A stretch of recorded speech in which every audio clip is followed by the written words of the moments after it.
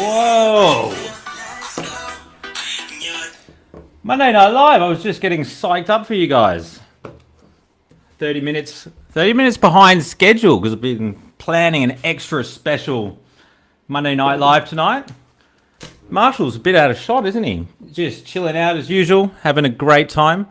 Drop in the chat, guys. Let me know the technology's working.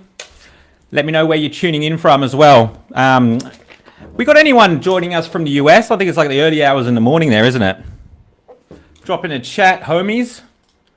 I've got a bit of a plan tonight to go through some cool stuff.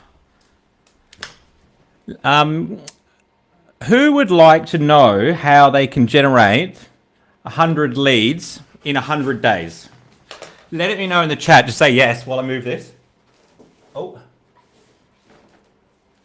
Michael can't see anything. Can anybody else not see me? I think it's sometimes with the older browsers, it can be an issue. So maybe try a different browser. Hey, Amelia. Raju from the Philippines. What's happening on YouTube? Vladimir. I do recognize that some people on YouTube may not be logged in, so they can't necessarily comment. Stephen from Tweed Heads, welcome. Good to see you back. So who would like to know how to generate 100 leads in 100 days? Because if you guys don't want to know, I don't want to waste your time. I certainly don't want to waste mine. We can see you. Wow. Cool. Yes, please, Amelia. Anybody else want to know how to generate 100 leads in 100 days? Vladimir, welcome. Has anyone tuning in on Facebook? Can't see any comments from the guys on Facebook. The Facebook people in the house. Sorry, I should look at the camera, shouldn't I?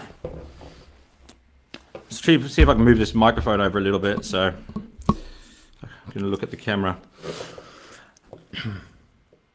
So anybody else want to know how to generate 100 leads in 100 days? Let me know in the comments.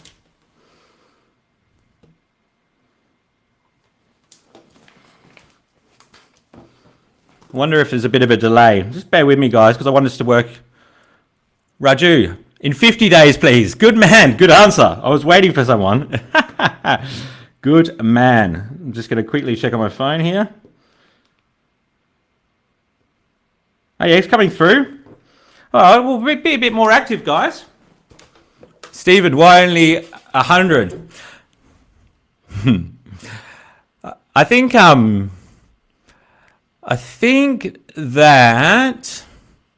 I don't know if this is. I'm trying to think if this is applicable to all digital marketing mediums.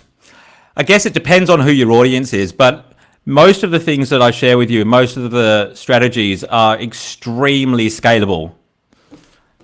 So let me check this text message, make sure it's not. Okay, someone says they like my shirt. Thank you. It's extremely scalable. What I mean by that is, if you think about Instagram's got 1 billion users, you think about LinkedIn's got over 700 million users. So if you can find a strategy to either, I don't know, you could either spend $1,000 or contact 100 people, and you know that you're going to get a 10% conversion rate, or you're going to, get so much out of it. There's no reason why you can't, spend 10 times as much and get 10 times the result. Which I think is why I love digital marketing so much. I think that's a big part of it. But what I'm going to tell you how to generate 100 leads in 100 days, guaranteed. Guaranteed, by the way. I missed that bit, didn't I? And I'm going to teach you how to do it using LinkedIn. LinkedIn is something which, I've been on the platform focusing all my attention on it for my own business, to grow my own leads, and also for my clients for the last 10 years. I'd be surprised if there's anyone who's spent as much time as me looking at the platform. Perhaps maybe the engineers that created it or been there from day dot. But spent a huge amount of time learning how to use it for sales and business. So not just learning how to use it for the fun of it, using it to get business. And, excuse me. Sorry. So, We generated, like I think it was the start of last year. We worked out how many sales were recorded from the leads that we generated while clients were engaged with us. And the number was $400 million worth of sales. So like we typically work with business to business or commercial clients. So the transaction value can be quite high. Sometimes it can be a $10 million transaction, which is great. I mean, it's very targeted on LinkedIn. So it means that the transaction size on average is pretty good. But the question I always ask myself is how do I help more people? How do I reach more people? And that's part of the reason why I do so much of this content. I don't charge for most of it. I certainly don't charge for the best stuff because I'm just basically thinking of ways that I can help more people. And I definitely am like commercially focused, but the main reason that I think that everything should be monetized at some point is just so that I can continue to do this and help more people. I mean, it really comes in line with the objective. So I'm based in Perth and I was born in England. And what happened when I was 5 is my dad was in financial services, and that was the first big stock market crash of my lifetime. Anyway, so that would have been around 1990, I believe. Apologies if I got that incorrect, but I was around 5 or 6 years old, so it was around 1990. And being in that industry, like all of the credit cards were maxed out. There was difficulties paying the mortgage, and Dad has always been an entrepreneur, and he had a chat with a wealthy individual and said, like if you could go anywhere in the world, where would make the most sense for financial services? And the guy gave him a very definitive answer. He said Hong Kong.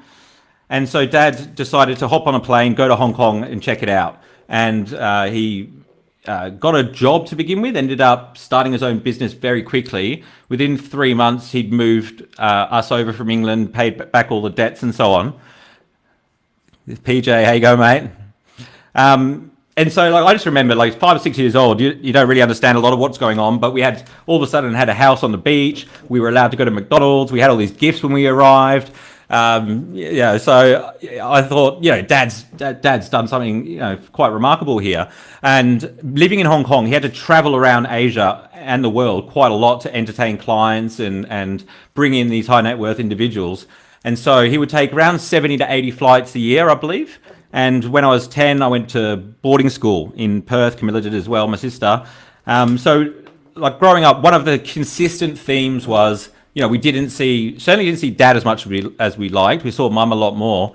And I just watched from afar. I didn't really understand what all the charts were, all the stock market stuff. He would go on CNBC and talk about stuff I didn't understand.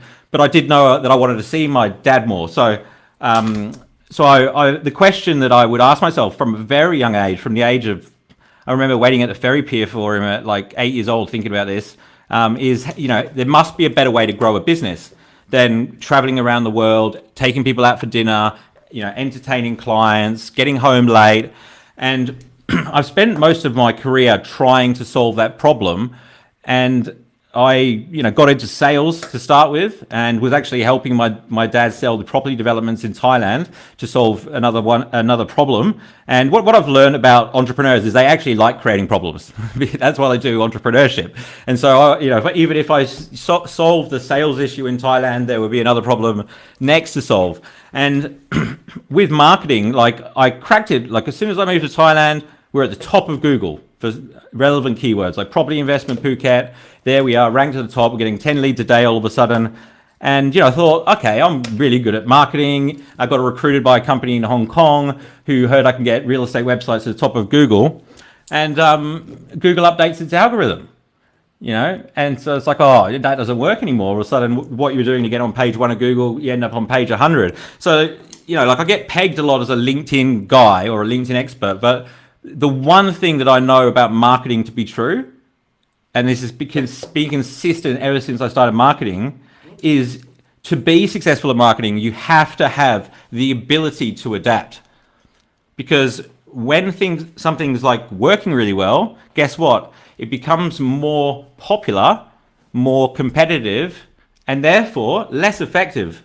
So you've got to stay at the cutting edge and follow where the attention is and look at the gaps between like where the attention is and how many advertisers are on the platform. So, my story, when I got to Hong Kong, I had to learn about Google AdWords to get the same result. Hey, Matthew, welcome, mate.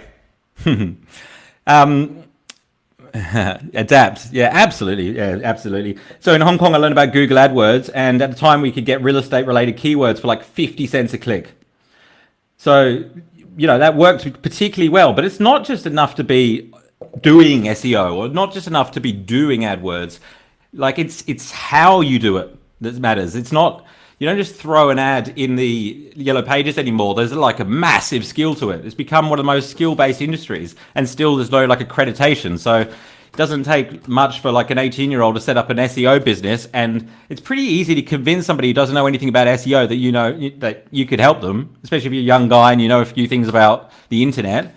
And all you've got to tell them is, well, you see where you're on page 10 for this keyword. Well, would you like to be on page 1? They don't know. They don't care how you do it. So there's a lot of sharks in our industry, and I don't necessarily believe that they have bad intentions. Some of them definitely do. Some of them are very money focused and have more salespeople than they do campaign managers. But some of them just literally, think they know a lot more than they do. But unless they've actually ran a business or successfully generated growth in a business, like they don't really know if they're, being successful, right? They may have learned a few things. So there's very few practitioners in our industry that do it well. And the guys that understand the latest trends have to be practicing across different industries. Okay, so it's how you use it. And the other thing I want to mention is psychology. Hey, Amber, Vladimir, Blue Ocean Strategy. Love that. I love that book, mate. It's very good. So the psychology of online marketing, but way more so with social media and way more so with anything that we're moving towards. Like this trend is just evolving, is rather than it working in favor of businesses that are looking to get something, it's working in favor of unselfish businesses. It's working in favor of businesses that are focused on adding value. How do I add more value? How do I add more value? Like if you want better answers, you've got to ask better questions. So like if you're thinking, how do I get more value? How do I get more value? Everything you do in marketing will become less effective and less effective next year, the year after. So one thing that I do think, like having the mission that I've had and being driven basically to keep families closer together by, the experience I had growing up and not being able to see dad as much as I want, like it's worked in my favor because I am thinking about how to help more people, how to add more value. And so the psychological reasons that most people aren't successful on social media is either they're selfish, right? Which they're focusing on what they get, in which case they're not adding value. They're not thinking about who their customer is and where they are in the customer journey and how to help them. And they're impatient as well. They want they want results tomorrow. They want results yesterday. So building a brand, believe it or not, like lead generation, numbers, yes, very important. Every business needs to have a tap that you can turn on and off to generate leads. If you don't have that, you have a problem, massive problem. It's really important so that you can focus on other areas of your business and not sitting on the news feed, spending an hour thinking of what to write for your post so that you can get one lead. Like that is a massive problem, and it will stunt your growth. It's a form of procrastination, whatever you want to call it. So lead generation is very important, but building a brand is what makes you different, because you can't differentiate yourself. Like everything's so transparent. The power's shifted from the business to the consumer now. I'll give you an example. Like if you want to buy a car, most of the time you do your research online, you work out what model you want, you look at a few dealers, see what price they are at different dealers. By the time you walk into a car dealership, you're like, I want this car, this model, and I want it for this price, and if you can't do that, I'm going to go down the road. It was in the old days, they would just walk into one dealer and you wouldn't have even narrowed down to a car yet, So the power's, with the consumer, and the consumer wants value. Like they don't want to be sold to, they don't want to be sold to. They do want someone to help them buy though, right? Because if they've got a problem, they want to solve it. But if you're trying to solve a problem, right, especially in business to business, but it applies in business to consumer, you don't want somebody selling to you because you don't want to make a bad decision, right? You want somebody to say, hey, what do you understand? What is important to you about this decision? Okay, well, based on that, this is what I think would be good for you. This is what I would avoid. And then you're helping them make the decision in their own, way and taking into account what is important to them. And that's how you do content marketing. That's how you do social media. That's like how you know where to show a Facebook ad, where to show a Google ad. And the reason I share this background for you is I think that I've seen a lot of LinkedIn marketers, LinkedIn trainers, and I've seen a lot of people using LinkedIn Sales Navigator. And my hypothesis, I don't have any statistics, but my hypothesis is 80% of people that are using LinkedIn marketing aren't getting a return on investment. 80% of it's not working. So 80% of the people that have tried it are probably going around telling other people in the business community that LinkedIn doesn't work. So just think about that for a second. So digital marketing is about how you use it, right? You got to know where your audience is. let me tell you something. If your audience is spending attention anywhere, doesn't matter, whether it's a billboard, TV, newspaper, even it doesn't matter if they're on TikTok, if they're spending time there, if your target market is spending time there, or even a portion of your target market, there's return on investment there. There is money there. You just got to find it. You got to find the right strategy. So you can imagine why most people don't get it to work for them, because they go, okay, well, we're going to try Facebook ads. We're going to spend $100. We're going to run an ad and we'll see what happens. I don't really know what happened. Got a lot of leads. Didn't sell anything. Did they learn much about how to use it? How are you going to learn? You're only going to learn by failing probably 50, 60 times, then getting better, then, or hiring a company, hiring another company, finding one that's a good provider. You've got to invest some time, you've got to invest some money to make it work. So the reason I'm explaining this to you is because most people out there will tell you that social media won't work or AdWords won't work. SEO, blogging is dead. It's all just a way to not take responsibility. They're just not good enough. And I understand, most people, don't have time to learn Facebook advertising, right? And I do recommend outsourcing it, but you just got to be really careful who you hire, and it's about asking the right questions.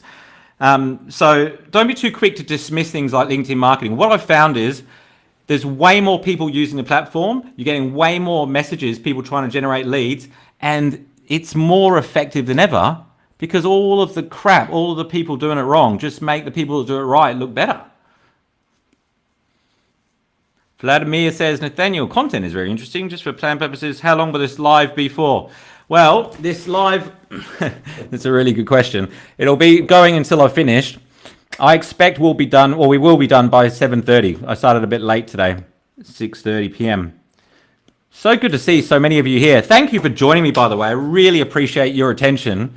It's a lot more fun with a whole bunch of people here. Great to see you all here. What other cities have we got? Who hasn't said hello in the chat?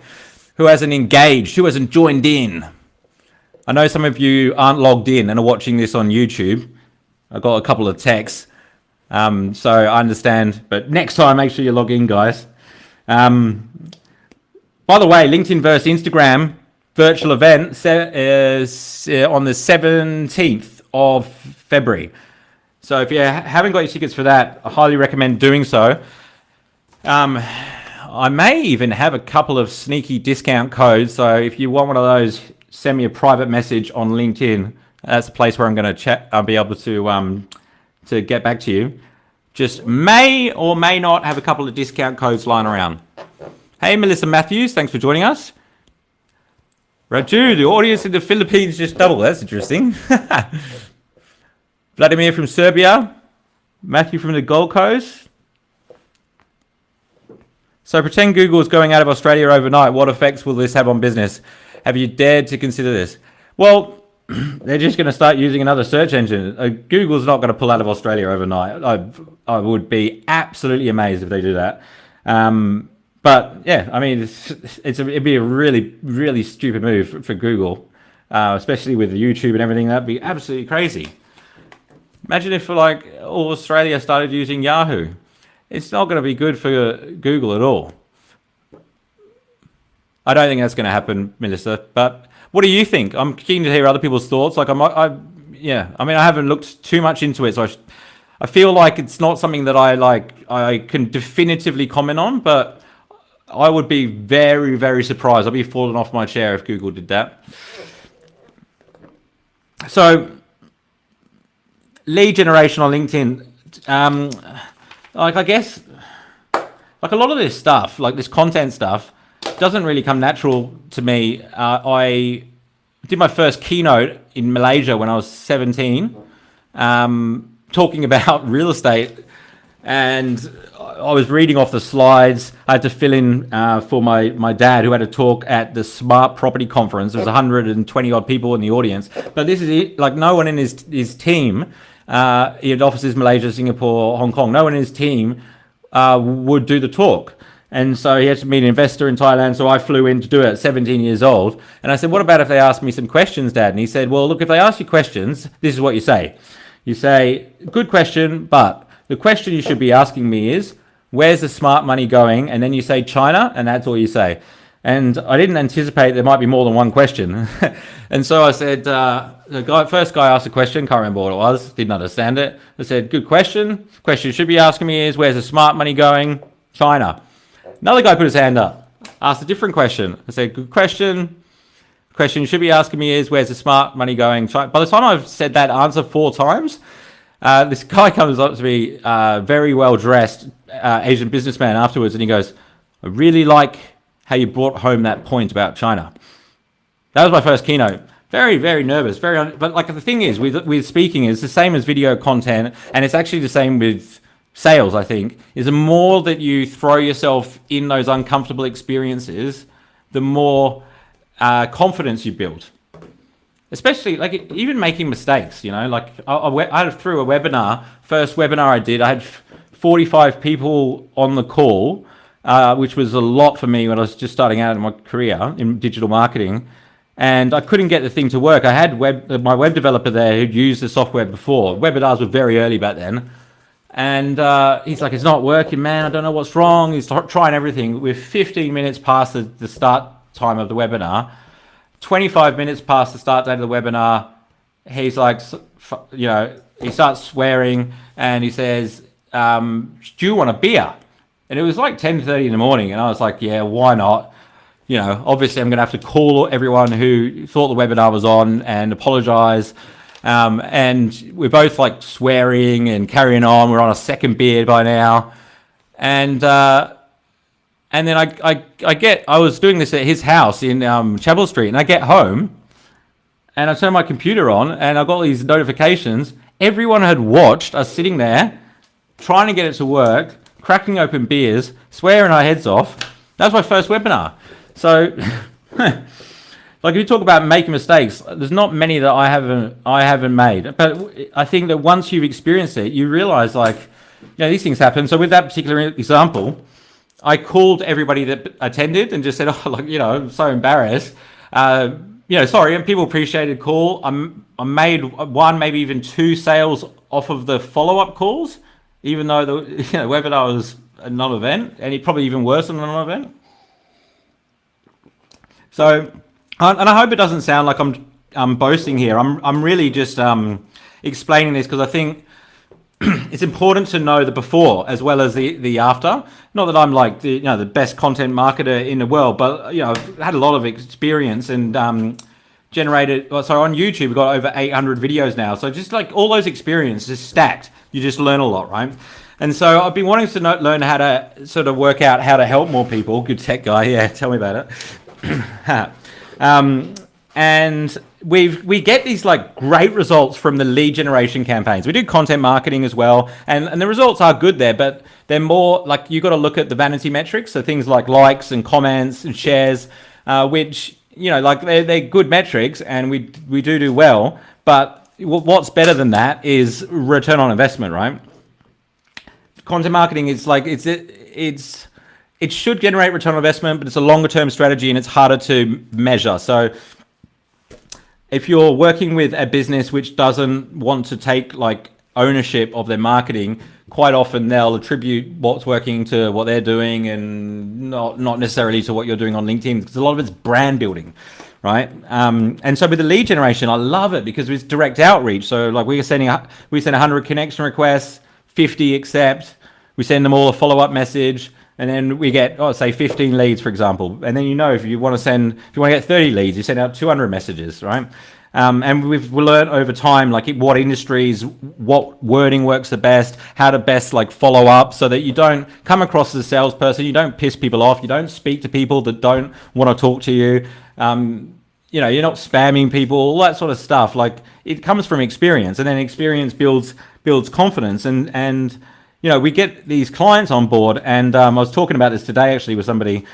I'm reading a book at the moment called Talk Triggers by Jay Bayer. And it's all about word of mouth marketing. And I said, one of the biggest frustrations I've had since starting my business is a lot of my clients, they don't necessarily want to tell all their friends that they're working with a LinkedIn lead generation company for a couple of reasons. One is they don't want their competitors to do it. Second of all, like you can imagine if they're delegating the outreach, they don't want people to know that they're delegating that message being sent, for example, like they're getting somebody to help them facilitate that part, even though they know exactly who the message is going to, exactly what the message is going to say. I can understand why they want to keep that private. And then the other thing is, so if something's like working really well, like quite often they just want to keep it to themselves. It's very competitive. And so I understand that. We've managed to get about 120 odd recommendations, quite often with some numbers saying how many leads are generated, but there's nowhere near the volume of people that we've got results for. Even the clients that cancel, they're normally canceling because of things outside control of the lead generate. Like the first client I had was a registered training organization, and I was so motivated. I've been seeing the LinkedIn results of my own business. In the first month, we generated 150 leads. And they were used to getting about 20 leads a month, spending $5-6 grand on AdWords. I only charged them $1,500 or thereabouts, and we generated 100 and something odd leads in registered training organization. They were targeting human resource managers for a couple of industries, and I went in for like the 1 month catch up, and they're like, Nathanial, we are amazed how many leads you've generated just coming through consistently. We need to cancel our agreement. This is going to take us about 7 months to follow all of them up. Right. And so, it was a bit of sweet. I was like, I've got a great result, but I just lost a client. So I've learned that things need to be sustainable. Quite often, like generating leads might be a problem that you're not used to, but it does create other problems like delivery capacity, operations, recruitment, all those other kind of things. But so I just wanted to communicate these results to businesses, because I see these companies spending like $2,000, $3,000 a month on search engine optimization, and they're scared to stop paying it because they think they're going to fall off the face of Google.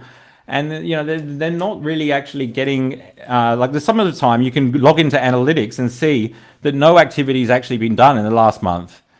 What if any backlinks have been created? Normally through link farms and doing more harm than good. So just because there's so much rubbish out there, I think it's really important to be able to communicate the value really well. So I decided that last week I would offer a 100 lead in 100-day guarantee for lead generation clients that come on board. I haven't sent it to my email database yet because I posted it on LinkedIn and I posted it on Instagram, and I got 27 leads last weekend, just over the course of the weekend, private messages, and they're all booked in for onboarding calls over the next 2 weeks. Because I'm not going to work with businesses that I don't think that we can get the results for. So they're not suited to LinkedIn, we just won't work with them. So they've got to apply, and we've got a capacity, because my intention is to grow this business over the next couple of years. I'm at the stage now where I'm ready to do that. And so offering this guarantee is a big part of how we're going to facilitate that. And I'll have to recruit people as I go. So we've got a limited capacity, so I'm not sending it to the email database yet. It's too early. But guys, if you do want to have one of those calls, or you just want me to send you like a brochure for more information on the 100 lead and 100-day guarantee. Like if you're spending money on online marketing, and I'm not trying to sell here. Like I think if you're spending money on online marketing, or you particularly want to grow your business this year, it's an option that you might want to consider. And yeah, I hope that if you are looking at working with an online marketing agency, please just check their recommendations on LinkedIn, check reviews on Facebook and Google. Maybe even ask if you can speak to a couple of their clients. Like, good company will be able to put you in touch with businesses they've worked in the past, so you can speak to them on the phone. And I think that's a great way to find out whether a business knows what they're doing or not. If they're reluctant to introduce you to some of their clients, like maybe some industries like privacy and stuff, but if they're reluctant, you just got to be a little bit cautious, not dive in too quickly. And make sure they're practicing what they preach. Like if they're, on Facebook, are they actively running ads? How many followers? Are their followers engaged? Or if it's SEO, if they're SEO Sydney, search for SEO Sydney on Google and see if they're on page 1 of the search results. Because if they're not on page 1 of the search results, they're not that good at SEO. Well, they're definitely not the best anyway, put it that way.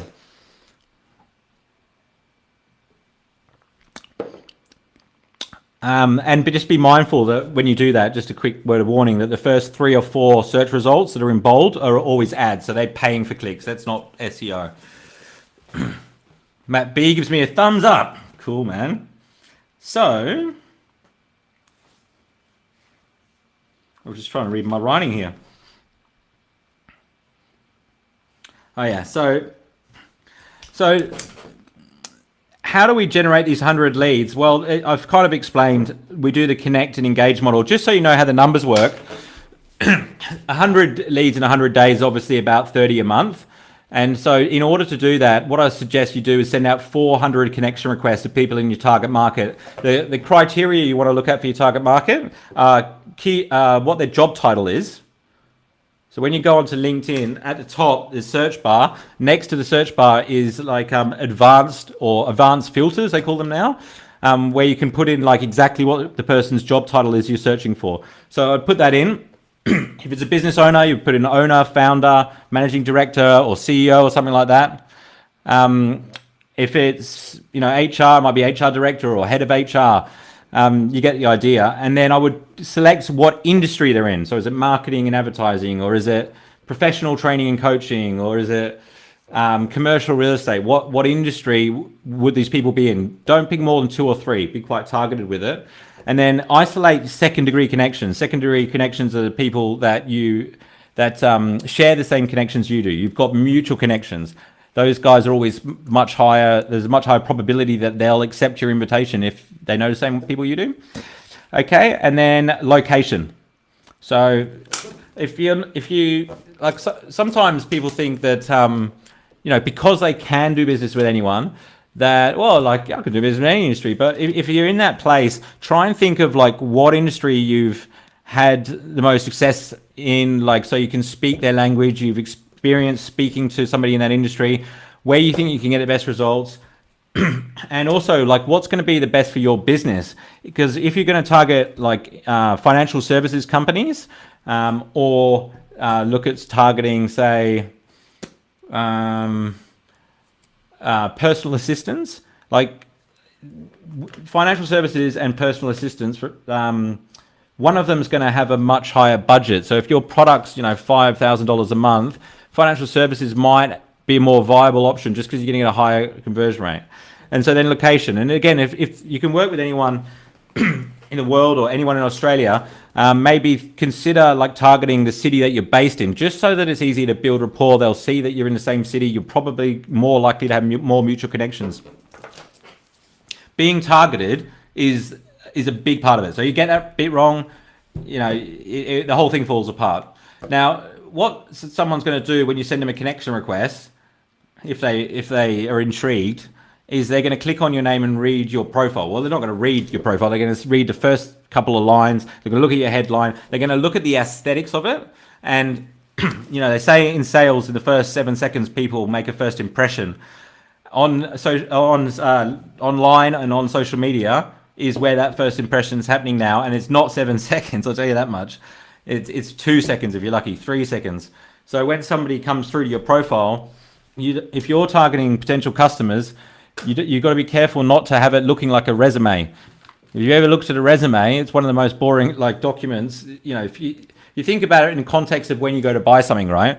If you were going to buy a stroller for your baby, your newborn baby, and you walked into the shop and the shop assistant goes, "Oh, here's my resume," instead of going, "Would you like me to show you around?" or "What are you looking for today?"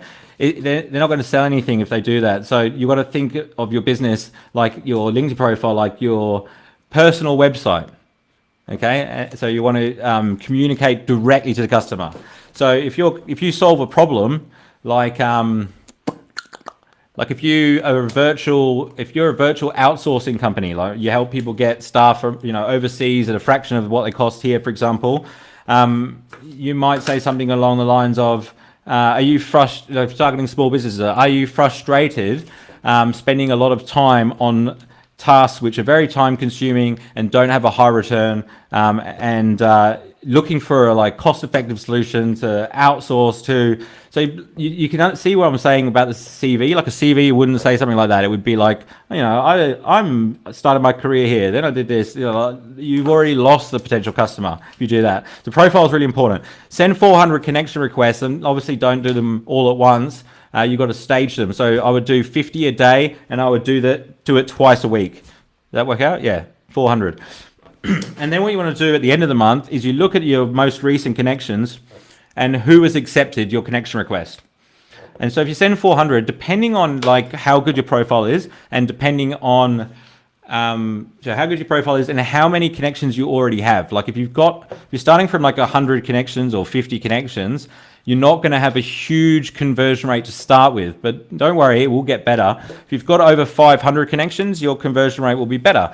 So what I mean by that is, a lot of the time when people do look at your profile, their eyes go to your photograph first, normally, and then they quite often go to the number of connections or number of followers you have. It's very superficial, but this is reality, and that's what people do, because people want to be connected to connected people, generally. If you think about it a bit like fear of missing out, if you go to any big website, I'm sure Apple does this. I'm trying to think of some good other examples. And they're trying to get you to join their community, subscribe to their database. You'll often see join 450,000 subscribers or whatever it may be. And that's what they're doing. They're building that social proof, because if 450,000 people thought it was a good idea, maybe you're missing out on something. So obviously this isn't a be all or end all, but building your connections, building the numbers is important. But I would do it in a targeted manner. Very easy to do at the moment still on LinkedIn. I don't think it's going to be as easy in a couple of years with the way that digital marketing is evolving. Okay, now, if you send 400, whether 50 accept or 200 accept, doesn't matter. All of those, Matthew's asked a quick question. Is this for a business profile page or your own personal profile page? Yeah. So yeah, personal profile. For a company page, it won't work very well. So for a personal profile, so you're reaching out to people to connect. And when you do reach out to people, make sure you do personalize the message. So all I mean by that is hi John, I've noticed that you're in this industry. I've had a quick look at your profile, interested in learning more about you. I'd love to connect. You notice how I showed interest in him? Because the natural instinct of most people is to say, hey John, I'm looking to expand my network with people like you, and so I'd like to connect with you. That's all about what they want, rather than, I'm interested in finding out more about you. Yeah, very, very subtle, but that comes back to being selfish and adding value. I can guarantee you that there's one thing that everybody that you reach out to on LinkedIn is interested in talking about. I've never come across anyone that's not interested in talking about this one thing: themselves. Yeah, little hack there. Everybody's interested in talking about themselves. So talk about them. All right, now, if they accept your connection request, here's what you do next. I have come across marketers that do all sorts of drip campaigns, send them content, ebooks, all that sort of stuff. We're in a business networking situation now. They've just accepted your connection request, which means you have permission to contact them on the basis that you don't try and sell. No one wants anyone knocking on their door trying to sell them life insurance. So you want to add value. You got to think about it like a networking party, right? And so they've just given you permission to contact them. What would be the logical, smart, socially appropriate thing to do next? Well, it would be to find out a little bit more about them, wouldn't it? So you could see how you can help them. And so here's what you do: you message them and you say, "Hey, thanks for connecting. The reason for reaching out is I can see some similarities on your profile with some of the clients I work with, and I'd love to find out more about what you're doing and see if there's an opportunity for us to add some value. Let's arrange a time to speak over the telephone. How are you placed over the next week?" Or another alternative: "Hey, John, I've noticed that you're in the real estate industry. I would love to get your feedback on something that we've prepared specifically for the real estate industry to help them grow their business. And just given that you're in that industry, I'd love to see what you think about what we put together. Would you mind spending 10 minutes on the phone with me to go through it together?" So there's a saying in startup world, and I've seen this repeated over and over again by successful capital raisers in the startup land. And they say, if you ask for advice, you get money. If you ask for money, you get advice. So it's something to consider when you're reaching out to people. Now, not everybody you speak to will have the problem you solve. So the objective of that phone call, if they agree to a phone call, is not to sell them something. The objective is to find out if they have the problem you solve. And when I say if they have the problem, I don't mean you think they've got the problem. I mean they have told you that they've got the problem, because they need to acknowledge it. They need to know it's there. If they don't know it's there, then you maybe just ask more questions until they can discover that. So for example, like I just told you that we're offering 100 lead guarantee in 100 days. But if I reached out to them and I got on the phone and said, "Okay, so let me just run through some lead generation strategies with you." Like, I don't know if they want to grow their business. I don't know if they're already doing lead generation very successfully. I don't know if 100 leads is enough. There's a lot of things that I don't know yet. So I don't really know if they're interested. And more importantly, they don't know if they're interested. So you might spend the phone call asking 5 questions. And if they tick all the questions, they got the right answers, they have the problem you solve, you say, "I can see that this thing is an issue for you in your business. Is that correct?" And they say, "Yes."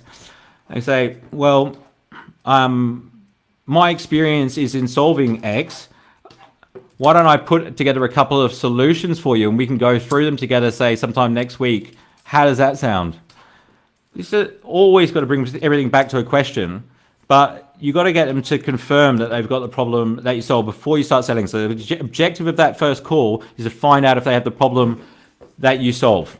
As soon as you know they have got the problem or they haven't got the problem, either way, I'd be getting off the phone. If they have got the problem, I'd be scheduling another call and I'd be coming back prepared with a customized solution or 2 for them to choose between. That's how you generate leads.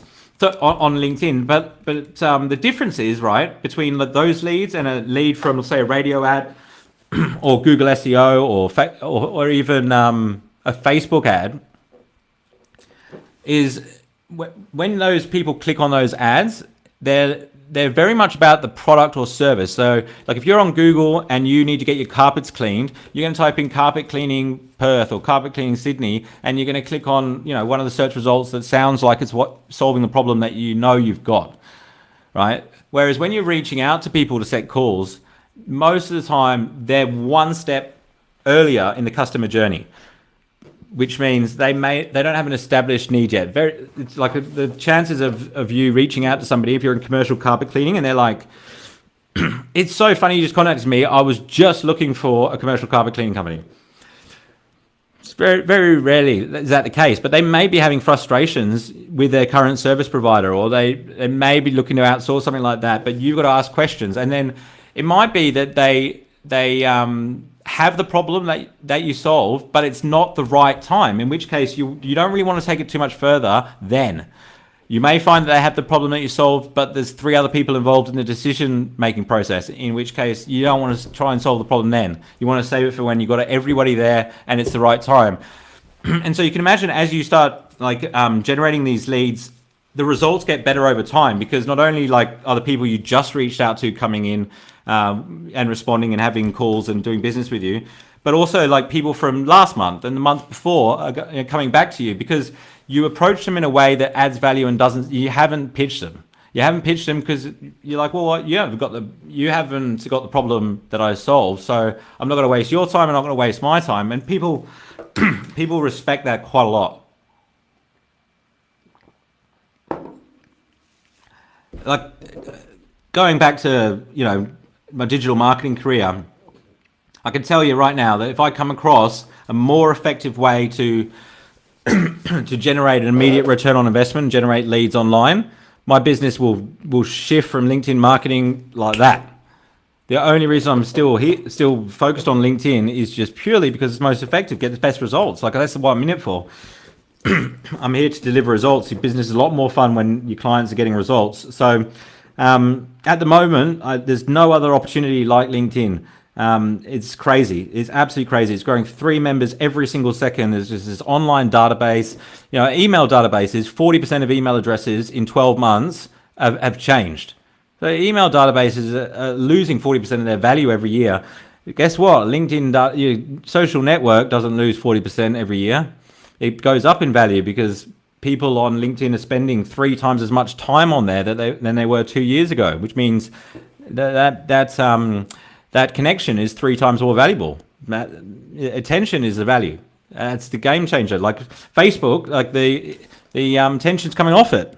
So your connection's becoming less valuable. It's getting harder to reach them. It's becoming less valuable. Instagram and LinkedIn are the big ones at the moment. I hear a lot about Clubhouse. I've just charged my old iPhone so I can get into it because I use this Galaxy thing. Raju, doing all this work personally for your personal profile, how do you delegate to scale up? Mate, 100 lead guarantee with Bibby Media. Outsource to us, mate. But yeah, look, that's the most effective way to do it. Like get the pros in to do it. My team, they're sending out between 50 to 100 messages an hour. So experienced, it just happens like clockwork. There's no way that you could be doing it. If you're generating 40, 50 appointments a month, you need to be out seeing people and closing business, not generating leads. So, but in terms of like doing it internally, like, when I started doing lead generation, I was targeting cosmetic surgeons because I was in online marketing as a salesperson. And I learned that if I send 10 10 messages, I got 6 responses, 4 meetings and 1 sale. And so, okay, 10 messages, 1 sale. So I just thought, okay, let's try 20 messages. And then it wasn't long before I was doing like 7 meetings a day, and I was up to 11 o'clock at night on the couch drinking wine, sending messages. And then my boss at the time, I was working for somebody else, a friend of mine then. My boss said to me, would you like me to hire you an assistant so they can do all the LinkedIn messages and you just spend all your time seeing people? I'm like, yeah, that's a great idea. But then I had to think, okay, well, I need to give them instructions. So this is a criteria. You need to give me the list of all the people so I can see who they are, tick them all off and approve them. Then you send them this script. There's a couple of customized fields. And then show me the list of everyone who accepts a connection request. Then you send them this script. Once somebody responds, if they ask any questions or they respond to the connection request, don't contact them again with any scripts. I'll manage the conversation from there. So all of your time should be spent having conversations, but the actual lead generation, you could either hire somebody to do it or delegate it to a company like us. If you are going to do it internally, though, like there's a lot of mistakes that are easy to make that will cost you a lot of time and money. So I would do it myself first, so you know that 100 messages leads to this many leads. Make sure you got the system down pat. Like focus on the system, and you can't focus on a system if you're changing everything up all the time. So you got to be like strategic about it. Like, how do I focus on an industry so that the message is relevant every single time? And then you've got to be measuring results. It's no good just jumping on, doing 15 messages, not really knowing who's responding. You need to know exactly. Do 100 messages, 20 people respond. What time frame did they respond? How much business did you, what was the value of the business? What's the average lifetime of the client? So you know exactly how many dollars 100 messages is putting in your pocket. And then when you can do that, then you can go, okay, now let's try changing the wording of the connection request just a little bit. Oh, that's interesting. That's increased the number of people that accept the connection request by 2%. Okay, but over time, like 2% makes a huge difference. And you start making these incremental changes. Oh, that made it worse. That made it better. You soon work like the optimal connection request, the optimal target market, and the optimal follow-up message, which, in my business, I've had the benefit of being able to have that experience across so many different industries now. So it's different wording, like just one word can change the conversion rate by as much as 5%. We've got quite a few people on the live here. It's good to see. How long have we been on for? What's the time? So we started at 6:30, almost an hour. So, but Rajiv, what a great question, mate. I'm just saying, will you at the end recap the tips, 400 a month connection, and then I might do if we've got time. Might do. Who we got tuning in? There seems to be a lot more people joining us. Here we go. We got somebody, Ansuya from Delhi. I noticed that all of the chats don't necessarily come through on the screen. By the way, shout out to my sponsors for Monday Night Live, Restream. What a bunch of absolute... I moved over to Restream a few months ago, and the functionality is amazing. You can stream to 30 different platforms at once. 30 different platforms. You know that you can even schedule these live videos in advance. Obviously, this is live. I can see your comments and respond to them. But you can even schedule, like you can pre-record it, upload it, and schedule it as a live on Restream. It's fantastic. I've got a discount code for my audience, and it is can't remember what it is. Well, I'll drop it in the comments. I'll have to do that on each channel. I'll drop it in the comments. You get 25% off if you use that. I think it's fantastic. And even if you haven't got LinkedIn Live yet, like YouTube and Facebook, live is where the action is. Everybody loves live streaming. If you think about TV, the shows that do the best are always the live streams. It'll do wonders for your business. Your competitors won't be doing it. It's huge, huge. Highly recommend it. So 100 leads in 100 days. Very simple 3-step process. Just to recap: find, connect, and engage. If you build a system like that you can delegate, so you spend most of your time, or you can set appointments for salespeople. In fact, when I was recruiting salespeople in Melbourne, and I'm going to have to do this shortly in Perth, they would do an interview with me on Tuesday, get the job on Friday. By Monday, they'd be in the office, and they'd have 5 appointments every single day for that week already booked in, just through like us implementing the system. Okay, right, optimize their profile, send out the connection request, sending the follow-up messages to book in a complimentary coaching call, and it's going, the link to book in the appointments going straight to a virtual calendar, and it's showing their availability, what spots they've got available, so they're just filling up for the week. It's a really valuable way to scale a business. When I started my company 10 years ago, I grew by 9 employees within the first year. I grew a little bit too fast, and so since then I've been more bespoke, I guess. I've scaled back the business, and certainly during COVID, scaled back a lot. I've got one person helping me at the moment, and working remotely, and now I'm ready to scale up again and do it at a pace where it's not falling back on me to meet the sales targets each month, to facilitate the growth and pay all the overheads. It's got to be done at a sustainable rate. I think that's the most important thing that I've learned. And I thought I've got to put an offer out there that's so good that it's a no-brainer for people. This is something I got from catching up with Grant Cardone, who wrote the 10X principle. He's saying, dude, you look at the results you're getting, and look at the offer that you've got. Like, you're just offering what everyone else is offering. You have the unique ability to be able to say, we'll guarantee we'll get you results.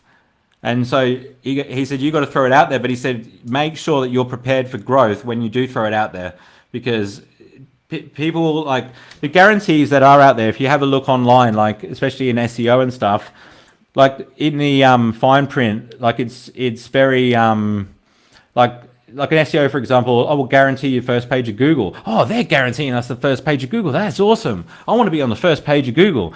But what they don't tell you is you'll be on the first page of Google for your business name, or your full name, or Scarborough apartment plumbing services. So these are keywords that don't get a lot of search volume. So if they're not that popular, then there's not that much competition, which means it's not difficult at all, and you're not going to get any results from it anyway. You're probably on the first page of Google for a lot of keywords that don't get much traffic. And then also you can pay for a Google ad. So okay, yeah, we'll guarantee you to get your top of search results, but yeah, you've got to pay for us to bid for you to get to the top. Things like that. That's very much like clickbait to get leads. So like, I think the guarantee can attract a lot of people in and make them make decisions that they wouldn't otherwise do. But if you look like at the literature that I put together for my lead generation guarantee, there's none of that shit. This is legit as it gets. Of course, there's terms, but they're very clear, and there's nothing about it that's misleading. I think, I'm very happy about the response that we've got, and be interesting to see the progress. Guys, I'm going to have to hop off we've got Restream link popping up in the chat. I'm going to have to hop off as we approach the hour mark, because I know LinkedIn's got a limitation on how long we can do this live, but I've had a really good session. Please let me know your feedback on the session in the comments, because I want to keep making these Monday Night Lives more and more valuable each week. So I'd love to hear from you guys, what kind of content you'd like to see more of. If there's any guests that you'd like me to have on to interview, it could be people that have a different opinion to me that I could have a debate with. It could be maybe you've got some questions. Let me know what you would like to see happen with Monday Night Live moving forward in 2021. Get your tickets for LinkedIn versus Instagram. Thanks for joining me. I appreciate your attention. Have a fantastic week in business. Good evening, ladies and gentlemen. That's a wrap. Wake up, Mark.